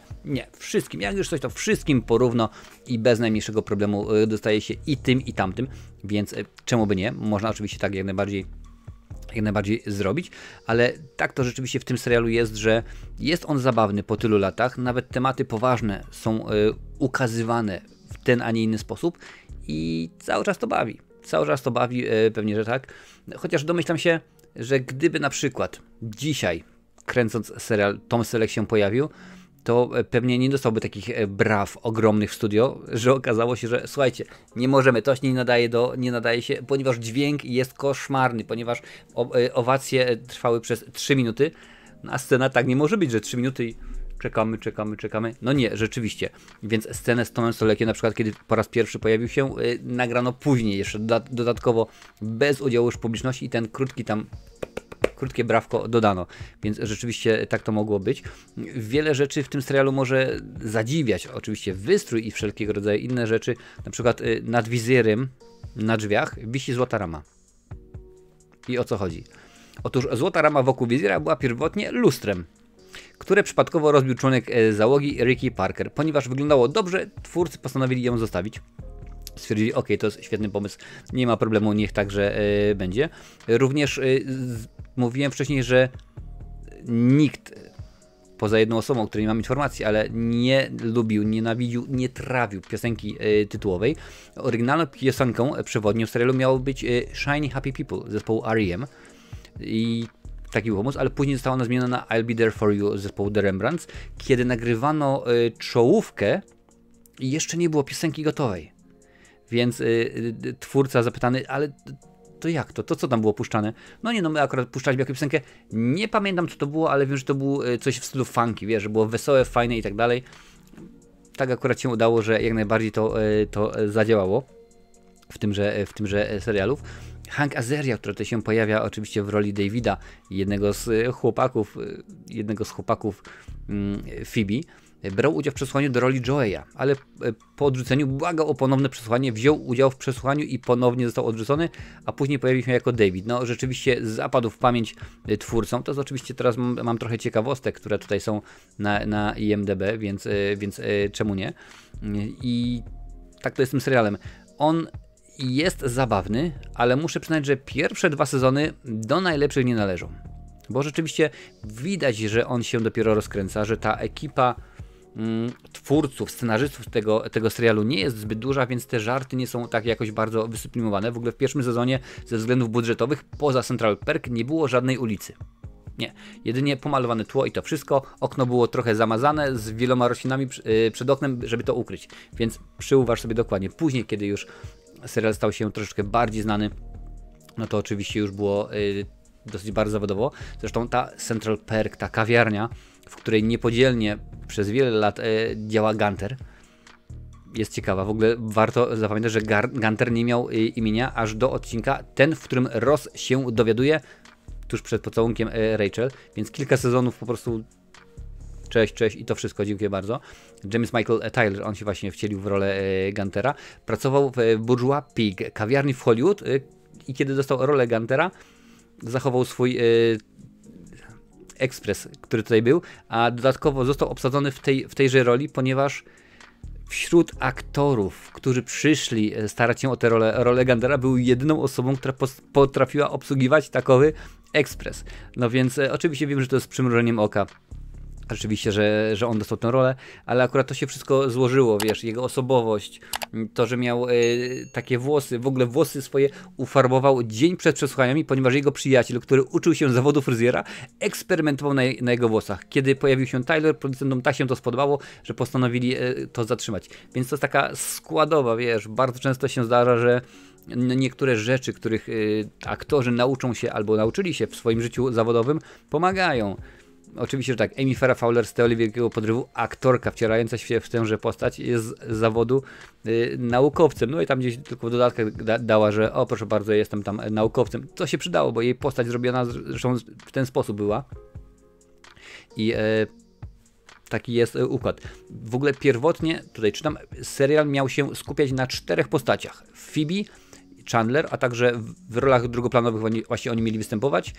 Na początku twórcy zastanawiali się, czy Chandler nie jest przypadkiem gejem. Ale zmienili zdanie, gdy poznali Matthew Perry'ego. Umieścili jednak wiele żartów na temat Chandlera, który ma gejowskie maniery, uwielbia melodie z programów i tak dalej, i tak dalej.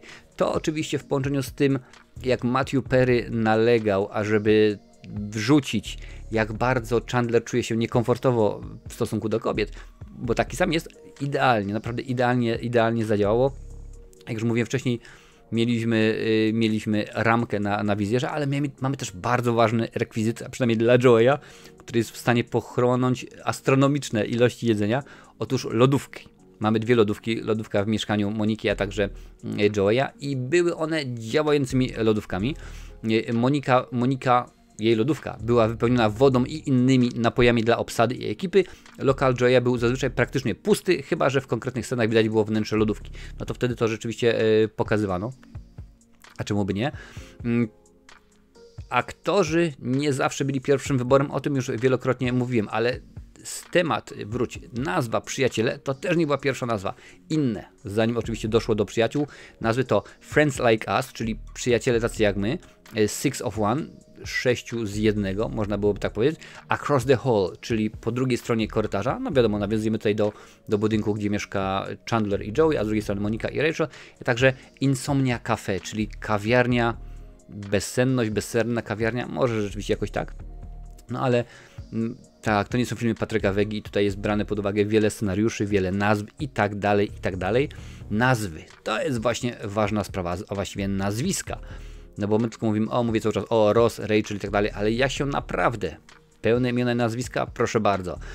Rachel Karen Green, tak się nazywa, Phoebe Buffet, tylko 2 oczywiście nazwiska, ale w jednym z odcinków twierdzi, że nigdy nie znała swojego drugiego imienia, ponieważ nigdy nie widziała swojego aktu urodzenia. I jej siostra bliźniaczka Ursula sprzedała go szwedzkiemu uciekinierowi. Tak jak najbardziej to jest. Joseph Francis Tribbiani Jr. Tak się nazywa oczywiście Joey. Chandler Muriel Bing. Tutaj rzeczywiście jest mnóstwo żartów z jego drugiego imienia. Ross Eustace Geller, czyli Rose Eustachy. Wspomniano o tym tylko w artykule w czasopiśmie przez jednego z twórców w latach 90. i Monika i Geller. Jej drugie imię nigdy nie jest określone. Więc jak widzisz, twórcy kręcąc taki serial mają nawet w głowie to, jakie jest drugie imię, jakie jest zaplecze, jak ta rzeczywiście postać trafiła do tego świata i tak dalej. Więc nie jest źle. Zresztą każda z tych postaci pojawia się w każdym odcinku. W każdym odcinku rzeczywiście Gunter, grany oczywiście, mówiłem wcześniej, przez Jamesa Michaela Tylera, jest jako drugoplanowa postać najczęściej występującym, bo wystąpił w ponad 100 odcinkach. Nawet nasza Janice tak często nie występowała jak ona, a w ogóle postać Janice Maggie Wheeler, oczywiście wcielająca się w tejże rolę, powiedziała, że wzorowała się, postanowiła sparodiować postaci Niani Fine, oczywiście Fran Drescher w tejże roli, serialu Nania. Nie, Niania. Nawet pamiętasz, był polski odpowiednik tegoż serialu, więc jak najbardziej to akurat rzeczywiście wyszło chyba bardzo dobrze. A 2024 rok, a serial ciągle zarabia. 30 lat minęło od premiery, a słuchaj, od 2017 roku zarabia dla Warner Brothers, którzy są właścicielami praw autorskich, ponad $1 miliard rocznie. Powtórzę, $1 miliard rocznie po 30 latach z tantiem za dystrybucję i transmisję strumieniową. Można ten serial obejrzeć na różnego rodzaju platformach. Wiem, że w Polsce jest dostępny bodajże na Playerze, a także na Netflixie. W Ameryce jest dostępny na Amazonie, więc w zależności od tego, gdzie oglądasz ten serial, możesz go sobie obejrzeć, a jeżeli nie, możesz sobie go kupić. Mam nadzieję, że w końcu znalazłem ten link i wrzuciłem go do opisu albo do przypiętego komentarza.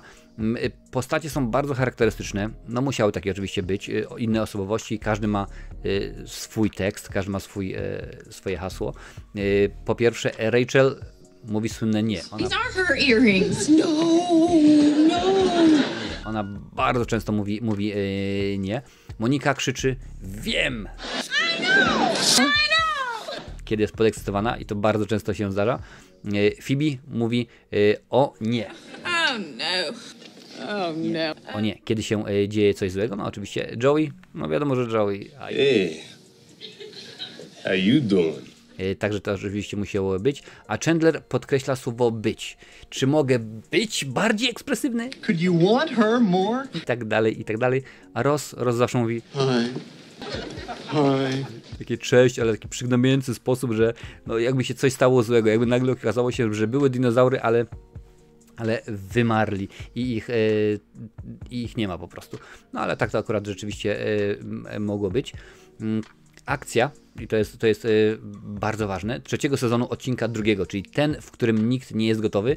W ogóle każdy odcinek ma tytuł, ale te tytuły nie są pokazywane. Trzeba się wczytać na przykład powiedzmy na Netflixie, żeby to zobaczyć. Rozgrywa się w całości w mieszkaniu Moniki, ponieważ, uwaga, serial nie miał wystarczającego dużego budżetu na gościnne gwiazdy, ani dodatkowe dekoracje. Uważany jest za jeden z najzabawniejszych odcinków serialu i to jest to, co mówiłem na początku, że jak pojawiał się Central Perk, to z tyłu była tylko i wyłącznie gdzieś tam na jakiejś ścianie namalowana ulica, bo nie mogło oczywiście zadziałać. No ale tak się rzeczywiście stało. Serial zdobył nagrodę Emmy dla najlepszego serialu komediowego, co chyba nie dziwi nikogo, dopiero po 8 sezonie. No, ktoś mógł powiedzieć, ale przecież te 8, 9, 10 sezon są najsłabsze, no i nie są najlepsze. Są lepsze niż pierwszy, niż drugi, ale nie są najlepsze, ale tak to się rzeczywiście udało. Mówiłem wcześniej o Maggie Wheeler, która wcieliła się w rolę Janice i pierwotnie ona brała udział w przesłuchaniu do roli Moniki Geller, ale no niestety nie udało się. Nie ma tego złego. Janice została wieloletnią dziewczyną Chandlera, no niech tak będzie, a Monika również dziewczyną Chandlera została, więc czemuż by oczywiście nie, bo także musiało być. Mówiłem wcześniej, że pojawiło się mnóstwo tutaj wszelkiego rodzaju gwiazd. Nie będę wymieniał wszystkich, bo to byłoby powiedzmy na kolejne 3 godziny, ale mam tę listę tam kilkunastu nazwisk, które się pojawiają. Na jeden odcinek, na 2, na kilka, ale pojawiają się. I słuchaj, kto występował w tymże serialu. Charlie Sheen, Tom Selleck, Sean Penn, Susan Sarandon, Jennifer Grey, Helen Hunt, Jeff Goldblum, Giovanni Ribisi, Debra Jo Rupp, Jane Lynch, Hugh Laurie, Ellen Pompeo, Melissa George, Jason George, Hank Azaria, David Arquette, Billy Crystal, Gary Oldman, Julia Roberts, Reese Witherspoon, Christina Applegate, Jean-Claude Van Damme, Robin Williams, Dakota Fanning, Danny DeVito, Brad Pitt, Kathleen Turner, Cole Sprouse, Anna Faris, Ben Stiller, Paul Rudd, Jon Favreau, Winona Ryder, George Clooney i Christine Taylor, żeby tylko wymienić kilku. Oczywiście jeszcze jest, oprócz tego, jest jeszcze wielu zdobywców Oscaru. Spróbuję ich teraz tutaj znaleźć, gdzie oni tutaj się przebijają, ale wiem, że kilku ich jest, 12. 12 zdobywców Oscarów tutaj się oczywiście pojawia, czyli Reese Witherspoon, Gary Oldman, Sean Penn, Julia Roberts, Susan Sarandon, George Clooney, Fisher Stevens, Jim Rush, Charlton Heston, Helen Hunt, Robin Williams i Brad Pitt oraz 10 nominowanych do tejże roli, tejże nagrody, czyli Elliot Gould, Kathleen Turner, Alec Baldwin, Bob Balaban, Winona Ryder, Jeff Goldblum, Greg Kinnear, Danny DeVito, Michael McKean i Brenda Vaccaro. Więc jak widzisz, potężna, naprawdę potężna dawka dobrej jakości, można byłoby powiedzieć, w tymże serialu. A jak się potoczyły kariery naszych aktorów po tym, jak już rozpoczęły się zdjęcia do serialu Przyjaciele? Jennifer Aniston, chyba trzeba powiedzieć, że bezsprzecznie zrobiła największą karierę z całej obsady, bo ona już oczywiście zaczynała wcześniej, bo jej debiutancka, albo jedna z pierwszych ról to oczywiście rola w horrorze Leprechaun. Tak, omówiony jest na kanale w ramach cyklu Kultowe Horrory. No ale rzeczywiście to wszystko wyglądało dobrze, bo do tej pory Jennifer Aniston ma na swoim koncie ponad 70 ról w filmach i serialach, więc rzeczywiście dosyć potężna jest ilość tychże wszelkiego rodzaju produkcji. Wcześniej, zanim oczywiście pojawiła się w Przyjaciołach, to występowała m.in. w Ferris Bueller, czyli przygodach Ferrisa Buellera, bo oczywiście musiało tak jak najbardziej być w kilku innych produkcjach, które są mniejsze lub większe. Największą oczywiście sławę przyniósł jej serial Przyjaciele, ale stała się aktorką rozpoznawalną, kiedy zaczęła grać w komediach romantycznych. The Breakup chociażby, bodajże z występującym w tymże filmie Vincem Vaughnem, tak? w którym się pojawia. Jesteśmy Millerami. To prawda, to nie komedia romantyczna, ale też film jak najbardziej dobry. Szefowie wrogowie, chyba taki jest polski tytuł, Horrible Bosses, część pierwsza oraz druga. Bardzo rzeczywiście ważny film, oczywiście The Cake, The Good Girl, więc rzeczywiście tych produkcji jest dosyć sporo i oprócz tego, że bardzo dobrze to jej życie zawodowe wygląda, to również życie prywatne, tak? Spotykała się z gwiazdami, no wiadomo, z Bradem Pittem nie wyszło, mimo że już byli zaręczeni, jeździli po świecie, mieszkali przez pewien czas w Irlandii i tak dalej. No nie udało się, ale jakoś rzeczywiście ta jej kariera się potoczyła dosyć dobrze, dosyć ciekawie. Jest w tym momencie najbardziej rozpoznawalna, albo jedną z najbardziej rozpoznawalnych postaci i kolejne filmy, no tak, tylko w tym momencie tak patrzę tylko na IMDb, na najbliższy rok ma zaplanowane 3 produkcje. Jedna jest w fazie preprodukcji, czyli pisany jest scenariusz, zbierana jest ekipa, mowa o filmie Hail Mary. Dodatkowo jeszcze jest Untitled The Jennifer Aniston and Sophie Goddard Project, czyli kolejny film albo serial.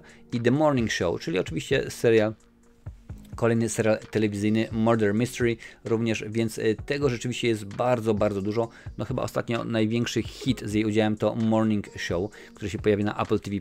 Tam pojawia się oprócz Jennifer Aniston również Reese Witherspoon i Billy Crudup, więc Jennifer Aniston jest ogromną wygraną rzeczywiście tegoż serialu. Jej kariera potoczyła się bardzo dobrze, można byłoby tak rzec.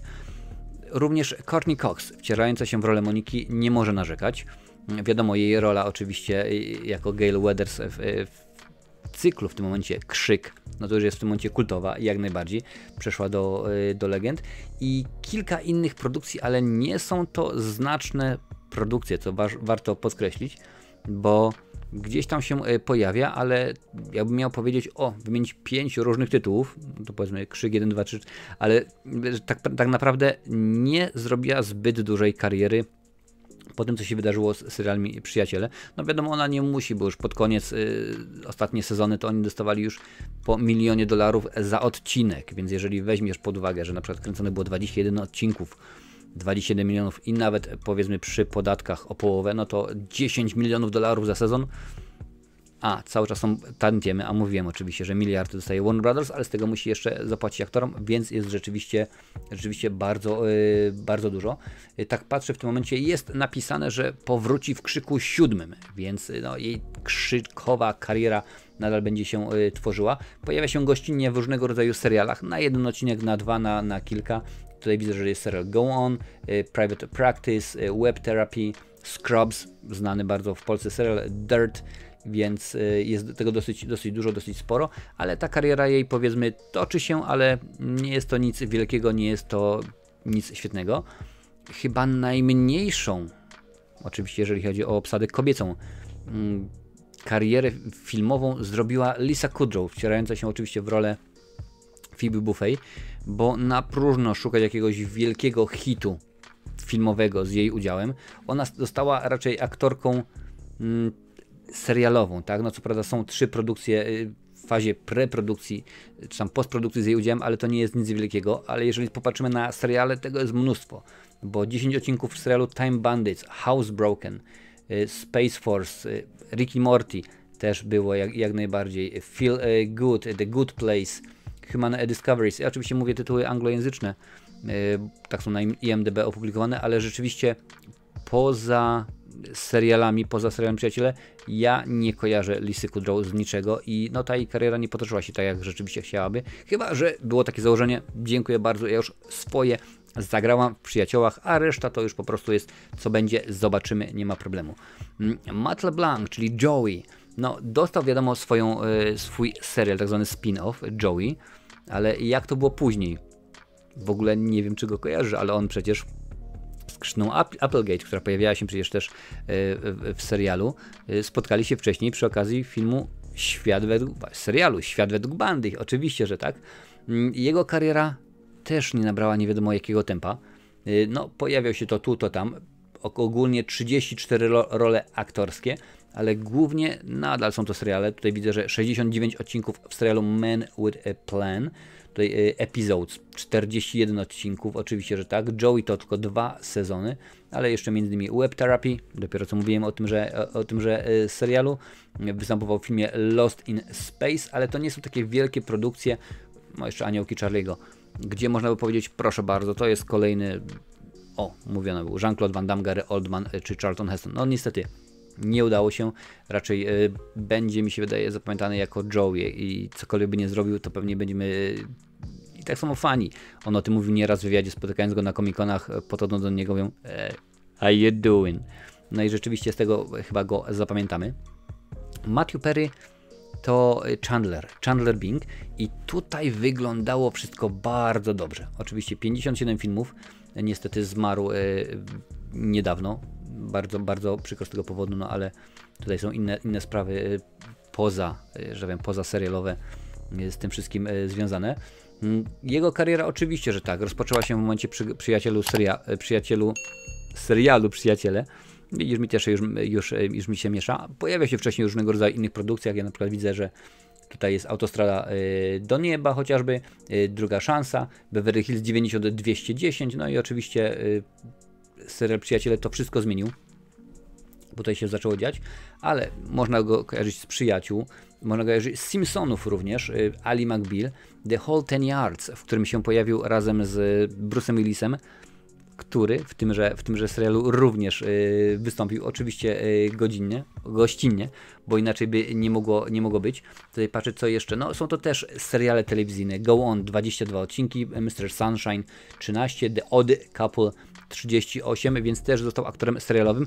Kariera zapowiadała się dobrze, no ale niestety nie odpaliła, tak jakby pewnie sobie życzył tego Matthew Perry. No niestety trudno darmo, szkoda, z nami go już nie ma.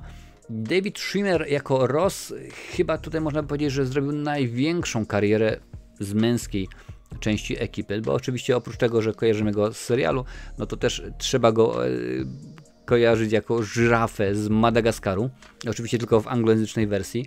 6 dni, 7 nocy, Kompania braci, no to rzeczywiście są tytuły, które robią cały czas wrażenie.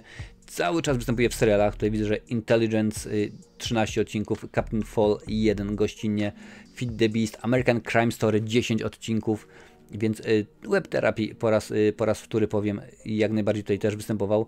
3 części Madagaskaru, John Carter, niestety nieudane, monumentalne miało być dzieło. Run, Fatboy Run z brytyjskimi komikami, tak, jak najbardziej, i można powiedzieć, tak, to jest to, co sprawiało, że jego gwiazda gdzieś tam błyszczy. On ciągle jest znany jako Ross i ciągle pewnie ludzie mu to będą wypominać i pamiętać, ale rzeczywiście udało się, że jakoś tam się wybił z tego, no i wyglądało to wszystko dobrze. Nie do końca oczywiście, bo zaplanowany był film Zaplanowany był film ze zjazdu po wielu oczywiście latach. Ja wiem, że powstał film dokumentalny i jak najbardziej jest omówiony na kanale po latach, ale miał jeszcze powstać film aktorski, fabularny. Było 80% szans, ale jedynym odrzuconym był właśnie David Schwimmer. On tylko powiedział, że nie jest zainteresowany, dziękuję bardzo, nie chce, nie ma takiej mocy. Przez bardzo duży okres czasu w tym serialu pojawił się kaczka i kurczak i piskle. Oczywiście kiedy Joey mieszkała z Chandlerem, zgadza się, i one zmarły. Ale ze starości, co jest bardzo ważne, przeżyły serial i było w porządku i nie było problemu. Serial ten nie był, tak jak mówiłem wcześniej na początku, burzliwe były losy, kiedy, a właściwie powinienem powiedzieć, zanim stacja NBC zdecydowała się dodać ten serial do swojej oferty programowej, rozważała kolejny serial, a przynajmniej kolejny odcinek pilotażowy serialu wyprodukowanego przez Matthew Brodericka. Tak, taki aktor.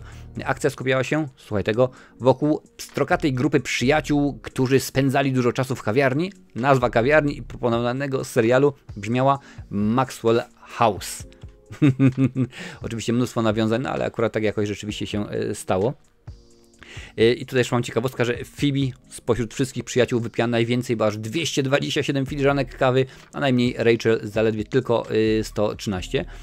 Serial był krytykowany bardzo przez brak różnorodności, jeżeli chodzi o ekipę, o postaci, o aktorów, no bo rzeczywiście tak to jest, że przeważnie są to osoby białe i nie ma tutaj różnorodności.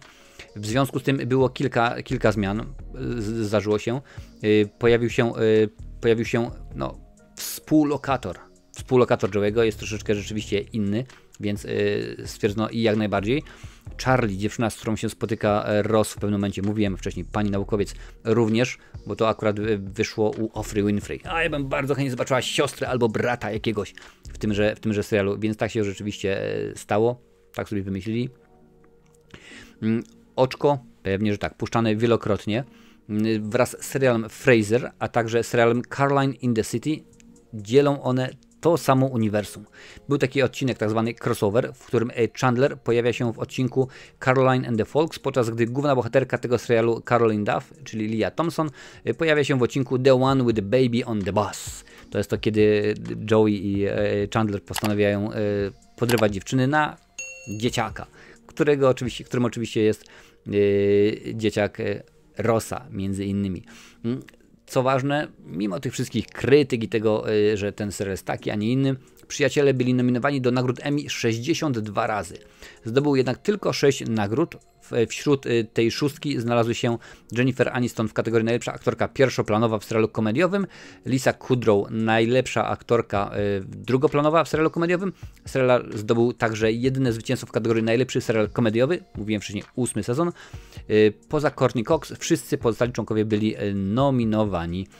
Matt LeBlanc, Matthew Perry, David Schwimmer oraz również nominowani byli Bruce Willis, Christina Applegate za gościnny udział w serialu komediowym. No wiadomo, nagrody Emmy to jest mnóstwo różnego rodzaju kategorii i nie trudno, powiedzmy, jakąś tam wybrać, jeżeli to rzeczywiście jest jak najbardziej w ten sposób zrobiony.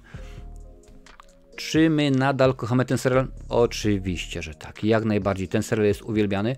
Dość powiedzieć, że pewnego razu Netflix nie przedłużył umowy, bo wiadomo, w Polsce jest na Netflixie i ogólnie na świecie jest na Netflixie, no to było wielkie larum. Jak to? Przecież teraz nie można oglądać Przyjaciół? No ja mogę, wiesz, wrzucam DVD. W każdym razie Netflix rocznie płaci Warner Brothers $100 milionów. $100 milionów za to, ażeby pokazywać tenże serial. No i świetnie i rewelacyjnie, bo widać, że tego chcemy. Po tym co było? No po tym był tylko i wyłącznie Joey i pilot serialu Joey sugeruje, że Ross i Rachel ostatecznie pobrali się ponownie, ponieważ Joey twierdzi, że wszyscy jego przyjaciele pobrali się. Jennifer Aniston powiedziała, że Ross i Rachel prawdopodobnie mieli kolejne dziecko po ich ponownym spotkaniu w ostatnim odcinku. Więc rzeczywiście serial jest ponadczasowy. Serial po 30 latach według mnie cały czas daje radę. Jest to jeden z moich ulubionych seriali. Nie powiem oczywiście, że to nie jest moja paczka płyt, ale akurat tylko mojej kobiety, ale o tym akurat nie musi nikt wiedzieć, bo to ona mnie tym serialem zaraziła i jestem jej dozgodnie za to wdzięczny, bo jest to świetna komedia. No mówię, jeżeli jesteś osobą wrażliwą na pewne aspekty, kiedy ktoś się śmieje z religii, z narodowości, ciepły, powiedzmy, sposób. Nie jest to nagle tak, że o, jest taki zły i tak dalej. Nie, no po prostu to jest z przymrużeniem oka. Ale jeżeli takie rzeczy cię denerwują, no to nie, to sobie odpuść, dziękuję bardzo i nie ma potrzeby tego oglądać. Ale jeżeli lubisz dobry humor i nie ma znaczenia, czy oglądasz komedię braci Marx, Mela Brooksa, Kevina Smitha, czy oglądasz straszny film, czy cokolwiek innego, to jak najbardziej obejrzyj sobie. Może na przykład rewelacyjnie bawisz się na komediach romantycznych? Pewnie, że tak. Idź obejrzyj to. Ja też bardzo lubię, kiedy Harry poznał Sally, czy Czego pragną kobiety. Nie mam z tym jak najmniejszego problemu.